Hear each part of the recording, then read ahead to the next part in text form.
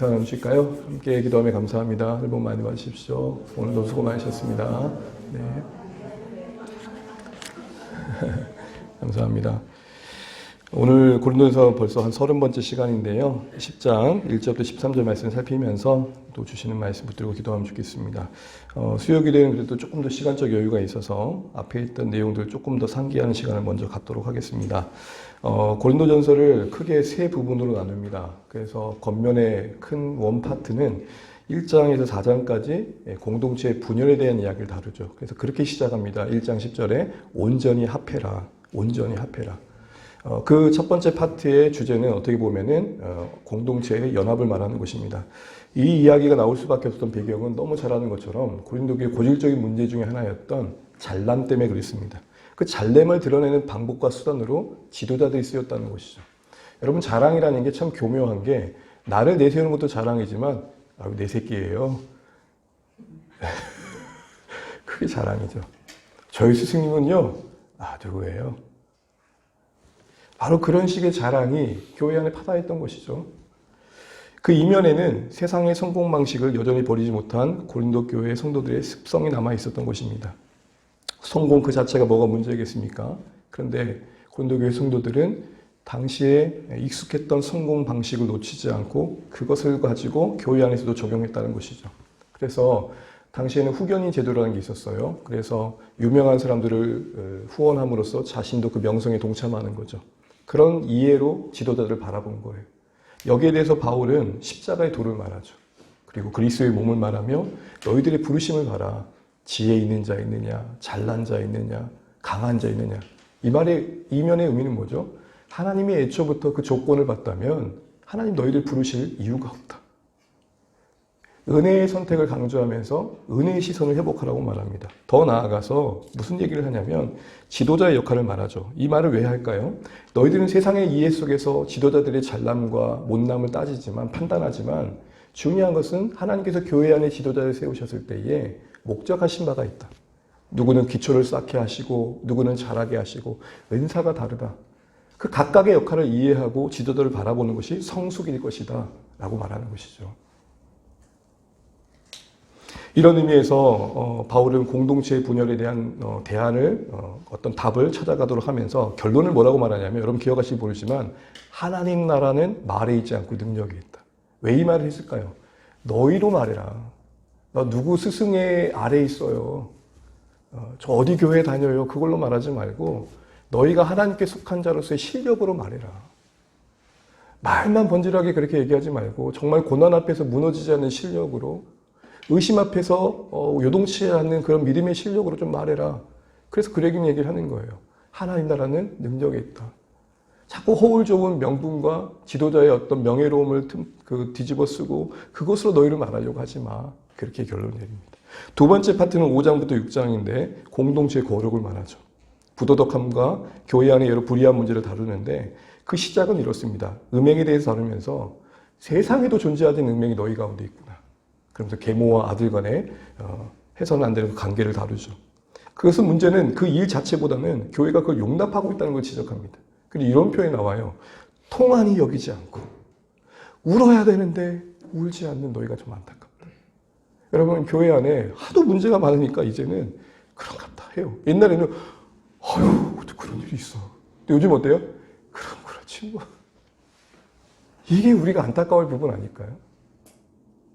어느새 우리가 악에 익숙해져서 그 어쩔 수 없는 거가 되어버린 거죠. 그런 가운데 바울은 거룩한 판단을 요구하면서 어떤 이야기를 꺼내냐면 신자들의 갈등을 법정 앞에 세운 문제를 다룹니다. 왜 법정까지 가냐? 그 정도의 문제로. 그러면서 그 정도의 문제도 다룰 실력이 없냐 얘기하면서 끝에 가해자 측의 이야기를 다루면서 너희들의 행동도 잘한 건 없다 하면서 불의한 일에 대한 하나님의 기업이 허락되지 않음을 말하면서 그들이 혹 오해하고 있었던 자유에 대한 이야기를 꺼냅니다. 그 오해는 뭐죠? 모든 것이 가하다고 하니까 모든 것을 해도 되는 걸로 알아들은 거예요. 그래서 당시에 육과 영을 나눴던 이분법적인 헬라 사상도 함께 더하면서 영은 구원받았으니 어떻게든 살아도 상관없지라는 쾌락의 허용주의가 난무했던 것이죠. 그래서 이런 여러 가지 부도덕한 문제를 다루면서 5장, 6장의 결론은 뭘 내리냐? 참 희한해요. 바울은 항상 한 원 파트, 투 파트마다 각각의 핵심 구절을 하나 넣는데 공동체의 거룩을 다루면서 결론을 뭘 내리냐? 너희 몸은 성령의 정이다. 핵심 키워드로 정리를 합니다. 그리고는 7장 이후는 길게 펼쳐진 16장까지 세 파트로 보는 이유는 1장과 2장은 들었던 내용이에요. 바울, 교회 안에 이런 문제가 있어요. 라고 들은 내용에 대한 답을 주고 있는 거고 7장부터는 여러분이 유심히 보면 알겠지만 너희가 쓴 거에 대하여는 이라고 나옵니다. 뭐뭐에 대하여는 라는 말이 7장부터 나옵니다. 핵심 주제를 다룰 때마다. 그래서 7장 이후를 바울이 이제 교회가 편지로 물은 것에 답을 한다는 측면에서 이제 새로운 주제로 다룹니다. 여러 주제가 나오는데 7장은 어떤 주제였습니까? 금욕주의였죠. 금욕주의를 다루면서 여러 경우의 결혼 문제를 다룹니다. 처녀의 경우에, 재혼한 경우에, 이혼한 경우에 다양한 경우를 다루지만 핵심은 뭐였죠? 각자 부름받은 형편 속에서 하나님의 사람으로 살아가라 이야기를 합니다. 8장에서는 우상 제물에 관한 문제를 다루는데 주제는 뭐였습니까? 먹을 수 있다는 지식의 자랑보다 더 중요한 것은 그것을 먹음으로 아파할 수 있는 형제가 있다는 것을 생각할 줄 아는 안목이 필요하다. 쉽게 말하면 내가 어떤 행동을 할 수 있는 것도 중요하지만 아는 것도 중요하지만 그 행동을 했을 때 다른 사람이 이것을 어떻게 생각할까를 염려해 줄 줄 아는 마음이 중요하다. 그런 얘기를 8장에서 다루죠. 그래서 먹을 거 가지고 시시비비 가리지 말고 연약한 자가 아파한다면 나는 고기를 능히 먹을 수 있지만 그 고기 안 먹겠다. 그때 여러분 고기는 우상에게 바쳤던 고기를 말합니다. 연약한 자를 기꺼이 자신의 고난을 포기했던 그 8장 끝자락의 선언은 9장에서 구체적으로 자신이 뭘 포기하고 있고 적극적으로 어떻게 종이 되어가는 이야기를 풀어갑니다. 그래서 9장은 바울에 대한 이야기를 하죠. 우리가 오늘 아침까지 살펴봤던 것처럼 바울은 9장에서 그런 얘기를 합니다. 나는 1장부터 18절까지에서는 사도 권리를 포기했다. 그때 권리는 마땅히 받을 수 있는 경제적인 후원을 받지 않았다. 자비량으로 선교했다라는 거죠. 이유는 뭐였습니까? 혹이라도 복음이 방해받을까 봐. 그리고는 그걸로만 끝난 게 아니라 포기한 것만 있는 게 아니라 더 드려진 것도 있었죠. 참 바울을 보면서 도전이 되는 게 우리도 포기하는 것이 대단하게 여길 때가 있잖아요. 내가 이거 안 하는 것도 대단한 건데. 그런데 바울은 더 나아가 여러 사람에게 여러 모양으로 더 적극적으로 헌신하는 모습도 놓치지 않았다는 것이죠. 소극적으로는 사도의 권리를 포기했다면 적극적으로는 유대인에게는 유대인에게, 이방인에게는 이방인에게, 연약한 자는 연약한 자에게 여러 모습으로 찾아갈 수 있는 역량이 그에게는 분명 있었던 것이죠. 적극적으로 희생하는 모습이 있었다는 것입니다. 그 모든 이유가 뭐였습니까? 하나님이 자신을 사도로 부르셨다는 그 부르심에 대한 감격이었죠. 제가 이런 표현을 썼습니다.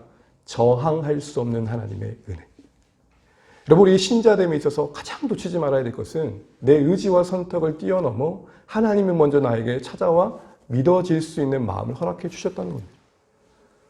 이거는 목사님 저도 할 수 없는 그런 의미에서 여러분 우리가 감히 예수 그리스도를 주라 고백할 수 있는 은혜가 우리에게 주어진 것에 대해서 여러분 가끔씩 놀래야 돼요. 내가 뭔정신이야 지금? 내가 하나님을 예배하고 있네? 맨정신으로 안 된다니까요. 서울대 첫 박사들 앉혀놓고 얘기해보세요. 복음 얘기해도 못 알아듣죠. 그런데 전혀 학문에 대한 지식은 없지만 하나님을 경외하는 어르신 앉혀놓고 보면 예수 얘기하면 눈물 흘리죠. 뭘로 설명합니까 이거를?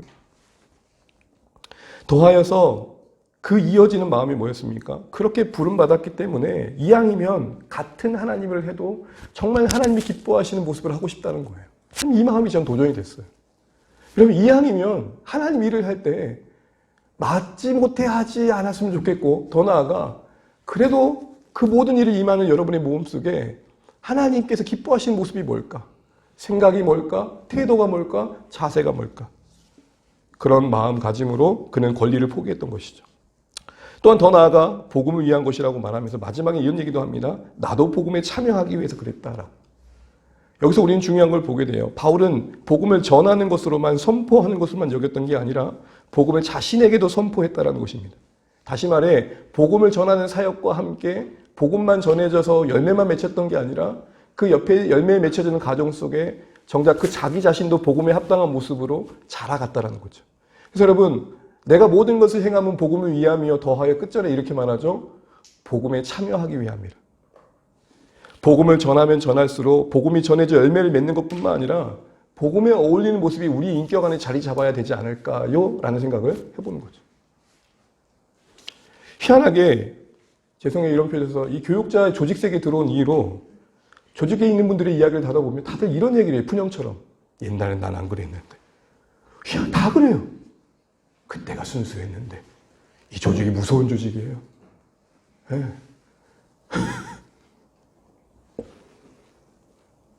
복음을 전하는 자로서 사역을 하다 보면 내가 어느새 복음을 전하는 것으로 내 일을 다 했다는 생각할 때가 참 많죠.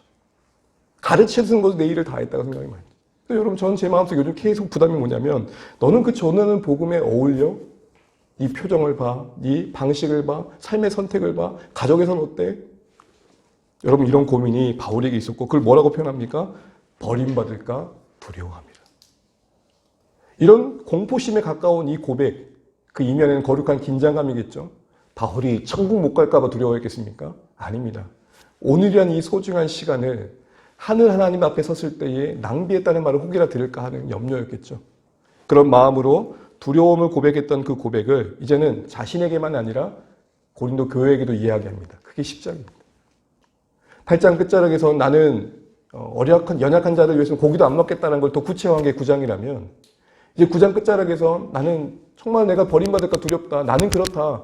너희는 어때? 라고 마치 토스하듯이 10장에서 그들의 형편 속에서 가져야 마땅한 두려움을 얘기하고자 했던 것이죠. 10장을 풀어갑니다. 그게 오늘 우리가 이야기할 이야기입니다. 10장에서는 그래서 한마디로 말한다면 좀 경각심을 가져라는 말을 하고 있는 것이고 그것은 다른 말하면 좀 하나님 앞에서 좀 두려움을 회복하면 좋겠다 이런 얘기를 하는 것입니다. 이 가르침을 위해서 바울은 어떤 이야기를 꺼내냐면 이스라엘의 과거의 이야기를 꺼내와서 그들에게 마치 우리가 이런 표현을 쓰죠. 반면교사라고. 반면교사의 뜻이 뭐죠? 저렇게 하면 안 돼.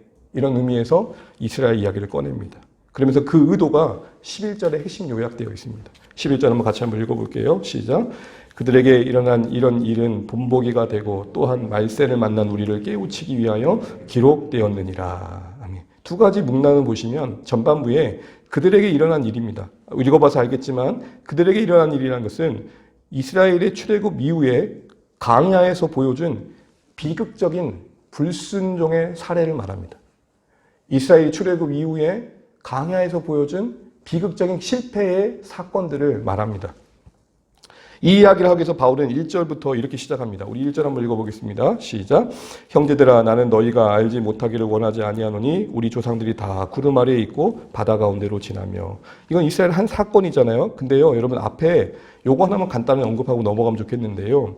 너희가 알지 못하기 원하지 않으니 하면서 우리 조상들이라고 말합니다. 지금 바울은 고린도교회 성도들에게 편지하면서 고린도교회 성도들과 자신을 우리로 하고 얘기하면서 이스라엘을 조상으로 묻고 있어요. 아니 바울에게는 조상이죠. 그런데 고린도 도시에 전혀 이스라엘 민족이 아니었던 그들에겐 이스라엘이 조상이 될 수 있을까요? 제 질문이 어렵지 않으시죠? 혈통상 지금 고린도 교회에 있는 성도들은 고린도 도시 출신이란 말이에요. 헬라인이란 말이에요. 그들은 유대인이 아니에요. 그런데 어떻게 이스라엘을 자신들의 조상으로 말할 수 있고 아브라함을 조상이라고 말할 수 있죠? 간혹 그런 말을 해요. 아니 국사도 모르는 것들 이스라엘 역사는 왜 배우는 거야? 이유가 여기 있어요. 그때의 조상은 그때 이스라엘 우리를 묶고 있는 이유는 영적인 조상이기 때문에 그렇죠. 그래서 여러분 10장 1절, 2절, 3절에 계속 반복되는 표현이 뭐죠? 신령한. 그 당시 이스라엘 역사의 출애굽과 바다를 지남과 구름 아래 거함과 그리고 만나를 먹음과 반석에서 물을 먹은 모든 사건을 신령하다고 묶어내요. 영적인 의미가 있다는 거죠. 그리고 그 의미의 핵심은 예수님이시죠. 동일하게 우리는 예수님 안에서 영적으로 연결되어져서 예수님 안에서 세례받았고 예수님 주시는 그 몸과 피를 나누어 먹는 성찬에 참여하고 있잖아요. 그러니까 이스라엘과 우리가 전혀 공통점이 없는데 예수 안에 묶이고 있죠. 그게 바로 14만 4천입니다. 구약의 12지파와 신약의 12제자를 근본으로 한 교회가 만수를 이루는 교회 14만 4천의 의미가 바로 이거예요. 우리가 이스라엘과 묶일 수 있는 이유가 예수 안에서 그들을 우리를 조상으로 부를 수 있는 이유가 있고 이것은 아브라함에게 네 후대의 열방 가운데 하나님께서 복을 주시겠다는 그 약속의 성취가 고린도 교회였던 것이죠. 자, 이제 누군가 너는 왜 이스라엘의 역사를 배우냐 할 땐 영적 조상이어서요 라고 정도만 얘기해도 될 것 같아요. 혈통상은 아니지만. 그리고 또 덧붙여 이렇게 말하세요. 국사도 열심히 할게요. 그런 다음에 오늘 바울은 이렇게 1절, 4절에서 그런 이야기를 쭉 하면서 예수님 안에서 거듭난 고린도 교회 신자들과 이스라엘 역사를 묻고 있죠. 그래서 관련시키고 있어. 그러면서 결국 하고 싶었던 말은 뭐냐면 5절의 이야기를 하려고 했습니다. 5절 한번 읽어보겠습니다. 시작. 그러나 그들의 다수를 하나님이 기뻐하지 아니하셨으므로 그들이 강야에서 멸망을 받았느니라. 그런데 그렇게 은혜로 구원받고 또 하나님의 공급을 받았던 그들이 결국 그 강야에서 하나님이 기뻐하지 않는 악의를 즐겁게 행하다가 멸망했어. 심판받았어. 이렇게 얘기를 하고 이 이야기를 그들에게 적용시키는 거죠. 그래서 6절에 이런 일이 우리 가운데 본보기로 주어졌다. 그러면서 7절부터 10절에서는 그들이 광야에서 어떤 실패를 했는지 구체적으로 다루고 있는 거예요. 자, 이런 큰 흐름 속에서 결국 이런 일들을 통해서 주고자 했던 말세를 만난 교회에게 깨우치고자 했던 게 뭘까? 특별히 여기 깨우치기 위하여라는 이 말의 의미는 경고라는 의미입니다. 내가 이 모든 일을 가지고 너에게 경고한다. 오늘 3가지 경고를 저는 묵상했는데요. 첫 번째 경고는 이렇습니다. 한번 보여주시죠. 첫 번째 묵상은 한번 읽어볼까요? 시작. 영적 방심이 방종으로, 영적 자만이 자멸로 이어질 수 있음을 경고했다는 것. 방심이 방종이 되고 자만이 자멸이 될 수 있다고 이야기하고 있는 거예요. 앞서 우상 제물에 관한 문제를 다루면서 언급했지만 고린도 교회 안에 나름 믿음이 강한 자라고 이름 붙여진 사람들이 있었어요. 그들은 누구보다도 지식이 있어서 우상 제물 먹는 데 있어서 꺼리낌이 없었어요. 문제는 그 꺼리낌이 없음이 누군가에게는 상처가 됨을 몰랐을 뿐이죠. 그러니 지식은 있어 우쭐댔지만 사랑이 없어 누군가의 마음을 아프게 했던 사람들이에요. 근데 이 사람들이 자유가 너무나도 지나쳐가지고 어디까지 갔느냐? 우상의 제사까지 드리게 된 거예요. 그게 이제 내일 본문에 나와요. 그러니까 먹는 것까지는 괜찮다. 근데 나는 먹을 수 있으니까 제사도 드려도 상관없지. 이 짓을 하는 거예요. 우리가 가끔 허용을 하면 어디까지 허용하는지를 눈치채고 가야 되는데 더 가죠. 엄마가 놀라고 했어. 그러면 적당히 놀아야죠. 하루 종일 놀면서 이렇게 얘기하면 안 되잖아요. 엄마가 놀라고 했잖아. 이런 눈치 없는 것. 놀 수 있죠. 노는 게 문제겠습니까? 근데 상황에 따라서는 그렇게까지 놀면 안 되는 거잖아요. 오늘 그 고린도 교회 안에 믿음이 강한 자들의 행동이 그랬다는 것이죠. 그런데 문제는 이런 용맹스러운 이면에 무엇이 있었느냐? 자기들은 구원을 분명히 보장받다라는 섣부른 확신이 있었던 거예요. 자신만만함이 있었던 거예요. 성찬에 참여했기 때문에, 세례에 참여했기 때문에. 그래서 바울이 뭘 얘기했느냐? 이스라엘 역사를 봐라. 홍해를 지난 세례를 받았던 그들도 실패했다. 만나와 반석이 나는 물로 상징되어지는 성찬에 참여했음에도 불구하고 그들도 실패했다. 너희라고 예외겠느냐? 이런 경각심을 지금 요구하고 있는 겁니다. 세례 받았다고 성찬 받았다고 우쭐대고 있는 그들에게 그런 얘기를 하는 거죠. 여기서 잠시 멈춰서 우리가 한 2가지 정도 생각해 볼 텐데요. 그런 자신만만한 이면에 그런 의례와 의식에 참여했다라는 이유가 그들에게 있었다는 것입니다. 여기서 우리는 첫 번째 생각해 볼 게 은혜보다 은혜의 수단을 더 신뢰하는 그들의 현실을 좀 주목해 볼 필요가 있습니다. 은혜보다 은혜의 수단을 더 신뢰하는 그들의 현실을 좀 분별할 필요가 있습니다. 기억을 좀 더듬어 보시면 1장에서 나 누구한테 세례 받았어 라고 자랑했던 게 고린도 교회죠. 그 말은 그것을 자랑이라는 이름으로 막 대했던 게 아니라 세례에 그만큼 큰 의미를 부여했다는 거예요. 여러분 세례 소중합니다. 그럼 여러분 이런 질문을 해볼게요. 세례를 받지 못하면 구원을 못 받습니까? 세례라는 것이 정말 소중하지만 그 안에 담긴 의미가 더 중요하죠. 예수 믿는 신자로서 세례를 받는 거지 세례를 받기 때문에 구원받는 건 아니잖아요. 그런데 그들에게 그런 의식이 있어서 나는 이제 세례를 받았으니까 마치 무한 백신을 맞은 것처럼 어떤 바이러스도 나에게는 전혀 해를 끼치지 못하는 마음으로 세례를 대했다는 거예요. 수단이 은혜가 돼버린 거예요. 은혜가 더 중요한 게 아니라 수단이 은혜가 된 거예요. 오늘날도 은혜의 근원이신 예수님 그 자신보다 예수님 그분의 신실함과 성품과 그분이 향하신 그 일보다는 예수님께 나아가는 우리의 각자의 방식과 열심이 더 효능감 있다라는 경험 속에서 더 나은 방식을 찾는 게 신앙인 분들이 계셔요. 마치 이왕이면 명의를 찾듯이 이왕이면 용한 목사님께 세례를 받고 싶어하는 거죠. 우리 애영이가 후회하지 않을까요? 나중에 더 훌륭한 목사님 만나면 간혹 세례를 2번 받으신 분들이 계셔요. 물론 이제 여러 이유가 있겠지만 어떤 분이 이렇게 목사님 그때 처음 받았던 분이 저 마음에 안 들어가지고 정신 차리고 보니까 좀 영역 있는 목사님께 받고 싶어서 다시 받았다. 여러분 이게 잘못됐다는 얘기를 하는 게 아니라 우리는 은연중에 어떤 방식에 더 효능감을 느낄 때가 있다고요. 이게 얼마나 우리를 괴롭게 하는 줄 아시고 이게 얼마나 영적으로 무질서하게 만드는 줄 아세요? 여러분 우리는 아들을 주시기까지 자신을 내어주신 그 사랑 안에서 존재함을 신뢰하고 어떤 방식으로 내 인생이 찾아올지 모르는 하나님의 큰 경륜과 신비로움 속에 우리 인생을 헤아릴 필요가 있습니다. 특정한 방식 아래 하나님을 가두면 안 된다고요. 물론 하나님은 어떤 방식으로 일을 하십니다. 그런데 이렇게 일하실 거라는 경험 속에 하나님을 가두고 그렇게만 해야 된다고 찾아오는 사람들이 있다면 여러분은 좀 분별하실 필요가 있단 말입니다. 예를 들어서 기도를 해도 하나님은 두 손을 꼭 모아야 기도해 주셔. 이러면 이 사람은 어떻게 모을까요? 코를 닦아도 어떻게 닦을까요? 왜? 푸는 그 순간 응답이 안 되니까. 때로는 손들기 힘들면 가슴에 얹으면 안 돼요. 때로는 외치기 힘들면 흐느끼면 안 돼요. 각자의 양심을 따라 하나님 허락하신 기질과 성품을 따라 우리는 신앙을 표현할 수 있을 겁니다. 그런데 문제는 뭐냐? 그 방식이 수단이 은혜가 될 때가 있단 말입니다. 물론 가요를 듣고 감동하신 분이 계시고 국악을 듣고 감동한 분이 계셔요.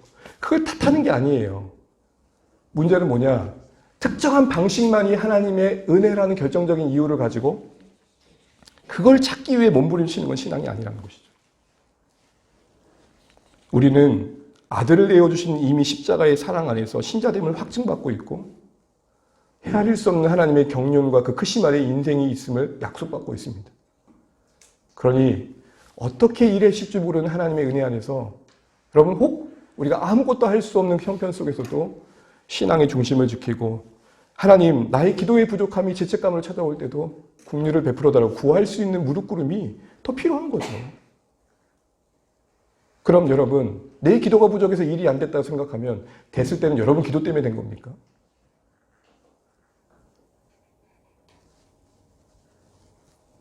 또한 두 번째 생각할 것은 이들이 가지고 있는 확신을 좀 생각해 보자는 거죠. 구원에 있어서 확신이 너무 중요합니다. 그러나 이들의 확신은 문제가 많습니다. 왜죠? 그 근거가 자신에게 있었다는 것입니다. 여러분 오늘날도 그렇지만 한때 이슈였던 게 이 구원의 확신에 대한 이슈가 참 중요했었습니다. 여러분 성경적인 의미에서는 구원의 확신을 갖는 게 신앙적으로 건강하다고 말하고 있습니다. 그러나 문제는 뭐냐? 확신 그 자체를 숭상하는 게 문제인 거죠.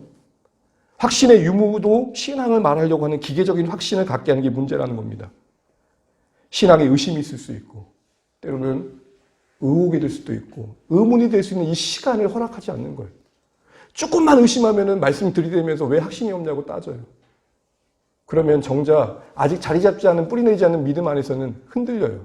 내가 정말 믿음이 없나 보다. 이들은 지나친 섣부른 확신 속에서 죄를 지어도 괜찮을 만큼의 굳은 양심까지 가졌던 게 문제였죠. 여기서 우리는 뭘 보게 됩니까?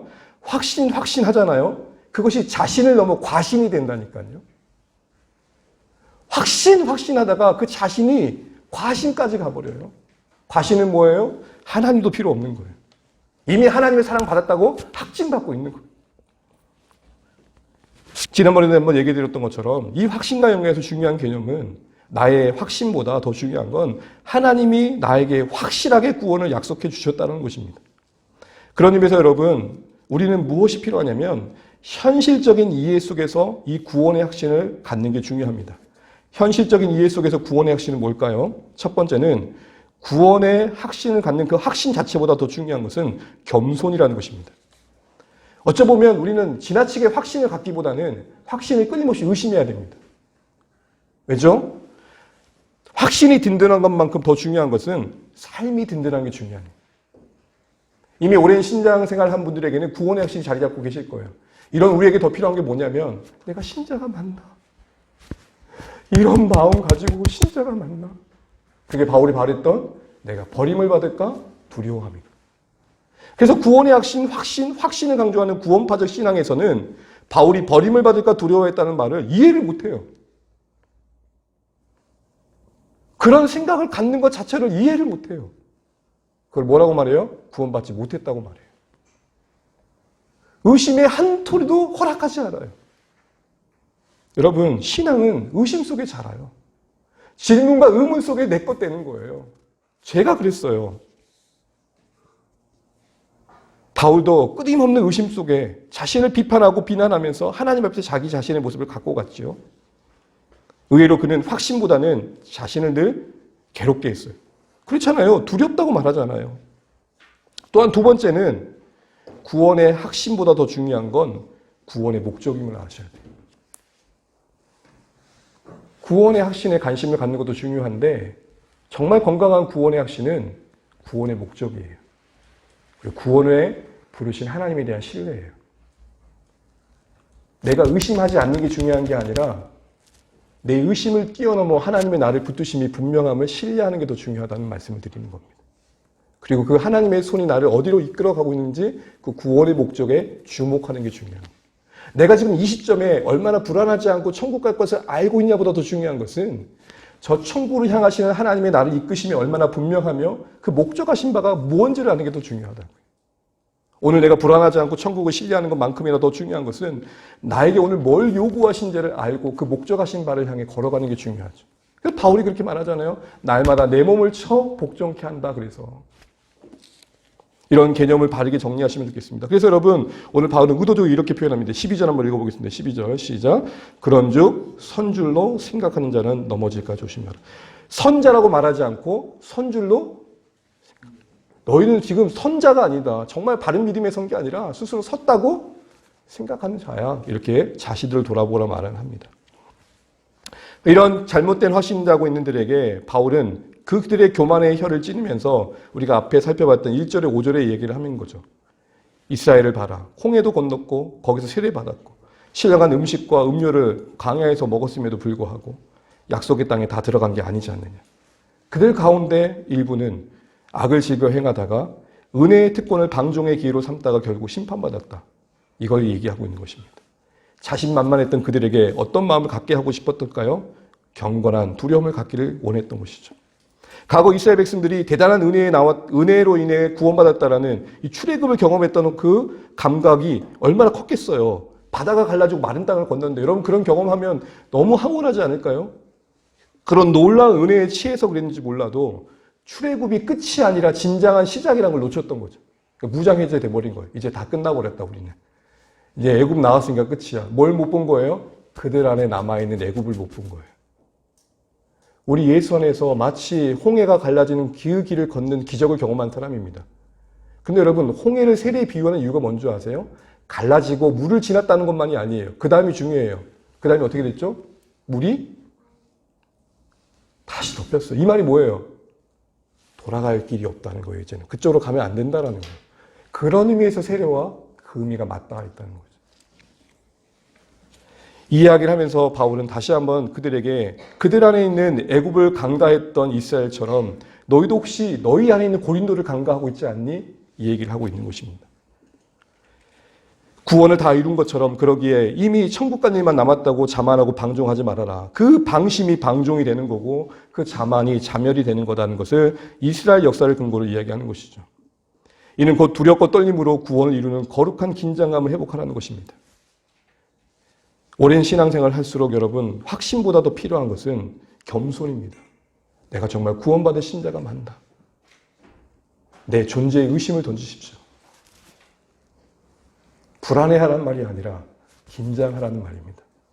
성경은 언제나 불안한 신자들에게는 확신을 말했고 지나친 확신을 갖고 있는 신자들에게는 불안을 말했습니다. 이 균형을 찾아야 된다는 것입니다.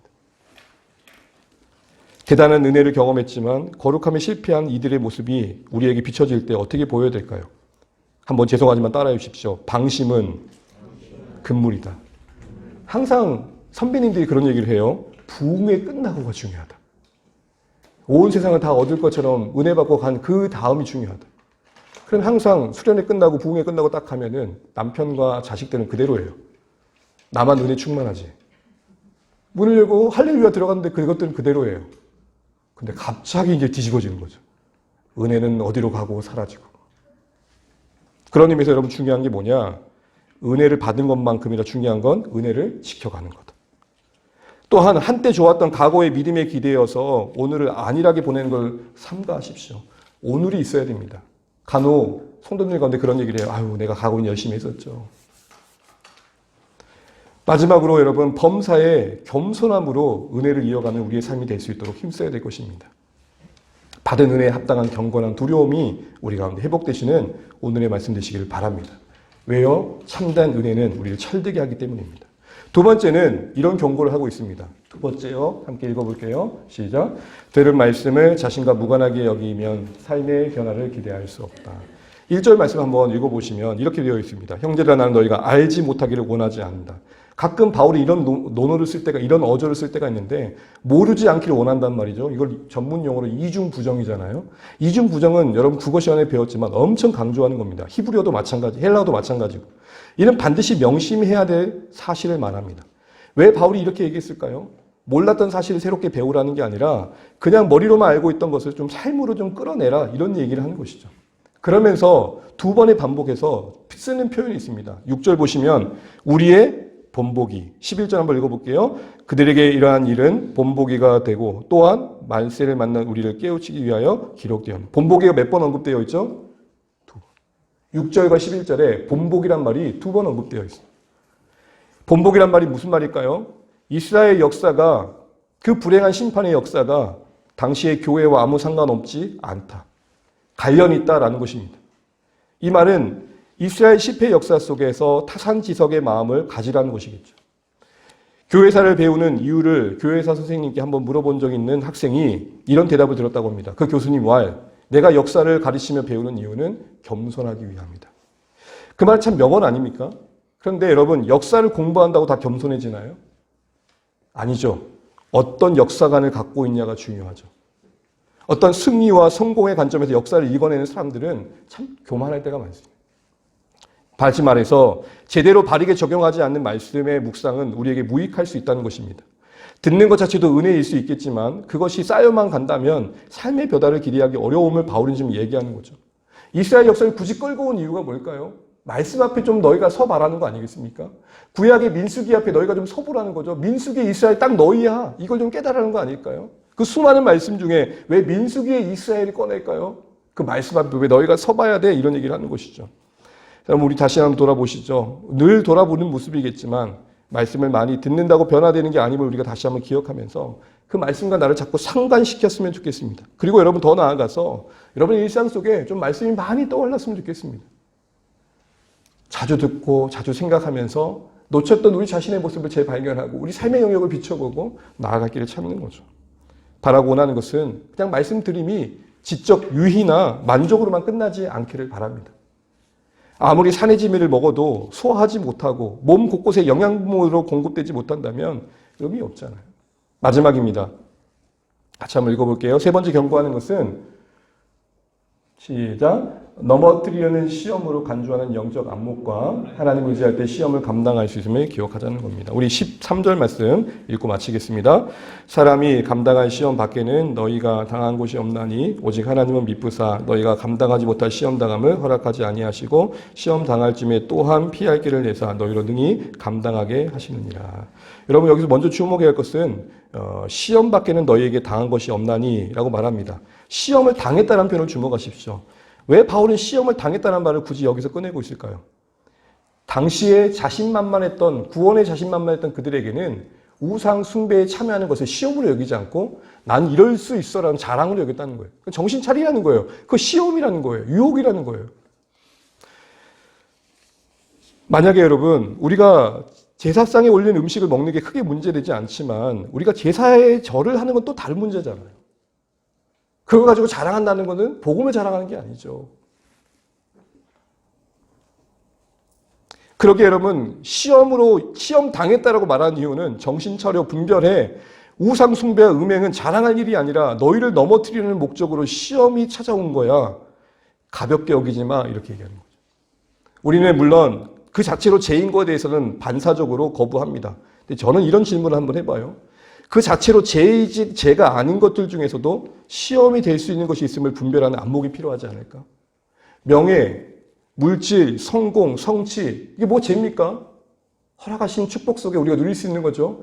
그러나 우리에는 어떤 감각이 필요하죠? 이게 나를 넘어뜨릴 수 있는 시험거리가 될 수 있다라는 시험 당할 수 있는 이유가 될 수 있다라는 안목은 필요한 거죠. 명예가 나를 교만케 할 수 있으면 아는 게 중요합니다. 물질이 나를 탐욕스럽게 할 수 있으면 아는 게 중요합니다. 시험 당할 수 있다는 걸 아는 게 중요하다는 거죠. 두 번째로는 그 시험 중에 감당할 수 있는 것은 하나님을 의지할 때라는 사실도 기억하면 중요하다는 것입니다. 오늘 그래서 바울은 시험 당했다는 것과 함께 너희가 시험 당함을 이길 수 있는 길은 하나님께 있음을 말합니다. 그래서 이렇게 말하죠. 피해야 할 길을 내서. 하나님이 우리에게 피해야 할 길 되신다는 겁니다. 출구가 되신다는 겁니다. 이 말을 바꿔 말하면 너희가 시험에 걸려도 넘어진 이유는 그만큼 하나님을 의지하지 않았기 때문이다. 우리의 영적 싸움은 하나님의 능력을 얼마나 의지하느냐에 달려있음을 잊지 마십시오. 이런 의미에서 여러분 이런 도전을 드리고 싶습니다. 여러분만이 아는 약함이 있잖아요. 약점이 있고요. 자주 넘어지는 부분이 있잖아요. 때로는 믿음 없음도 있을 겁니다.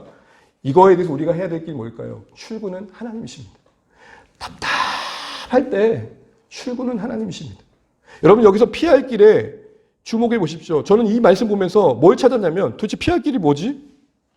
방법을 찾았어요. 근데 가만히 보니까 피할 길 내시는 하나님이에요. 우리는 이 말씀에 만약에 피할 길에 주목했으면 피할 수 있는 방법을 찾았을 거예요. 기도는 이왕이면 2시간 해라. 주일 예배에는 항상 빠지지 말고 헌금은 이렇게 하고.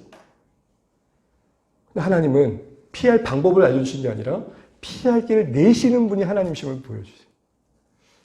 정말 힘겨울 때 출구는 하나님이십니다. 그래서 여러분 하늘이 그래서 넓은 거 아닐까요? 말씀을 맺습니다. 오늘 바울은 10장의 이야기를 하면서 경각심을 갖게 합니다. 우리도 회복해야 할 경각심이 뭔가 돌아보십시오. 혹시 시험거리가 될 만한 것들을 너무 간과하고 있지 않은지, 또 하나님을 의지하고 있는지, 들은 말씀 나와 연결시키고 있는지, 혹 확신에 있어서 혹시 나는 자만해 있지 않는지 다시 한번 돌아보면서 오늘의 말씀 붙들고 또 경건한 삶에 하나님의 방법으로 힘쓸 수 있는 우리의 결단이 있기를 주의 이름으로 축복합니다.